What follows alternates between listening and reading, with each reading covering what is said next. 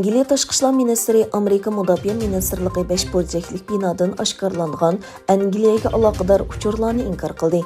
Bu uchurlarda Amerikaning Kabul aerodromining terrorlik hujumining nishoni bo'lgan darvozasini taqashni xohlaydiganligi, ammo Angliyaga yetkazilganlar uchun darvozasining ochiq qo'yilganligi ilgari surilgan.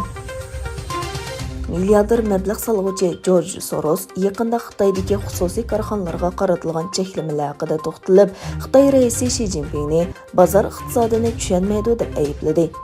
Dаңлıq mablag' solg'uvchi Jorj Soros pul muomala vaqt gazetidagi maqolasida Shi Jinpingning iqtisodiy reallik bilan to'qnashib qolganligini, xususiy korxonalarga qaratilgan eng yangi cheklamalarning iqtisodga yuk elib keladiganligini o'tirib qo'ydi. Fransiyada klimat o'zgarishiga qarshi turish uchun yana bir qaror yo'lga qo'yildi. Nüfus ishliqi eng yuqori bo'lgan Parijda mashinalarning sur'at cheklamasi soatiga 30 km qilib belgilandi. Champs-Élysées qatorliq asosli yo'llarda sur'at cheklamasi 50 km har soat qilib bekitildi. Har kuni 1 milliondan ortiq odam ishlatadigan Parij aylanma yo'lida bu chek soatiga 70 km qilib bekitildi. Bu qoidaga amal qilmaganlarga 135 yevro jarimani qo'yiladi. Nurg'un norvegiyaliklar yig'gan pullarni qayta hosil bo'ladigan energiya manbasiga mablag' soladigan atalmish yeshil fondlarga mablag' saylayotidi.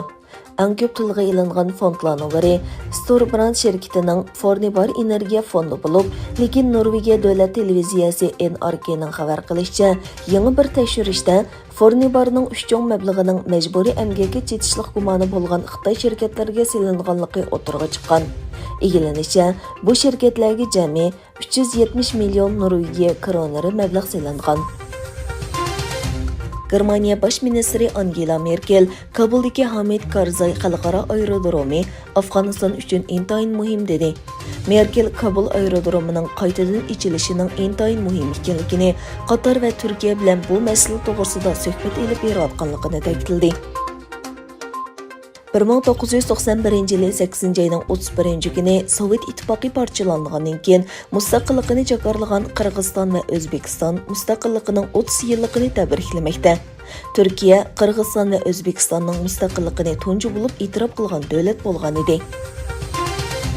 Türkiye Devletlik Ayollar Voleybol Komandası 2021 yıllık Yavropa Voleybol lavha talashish musobaqasining chorak hal qilg'uch musobaqasida 3-0 natijada Polshani mag'lub qilib, yarim hal qilg'uch musobaqaga qatnashish salohiyatiga erishdi.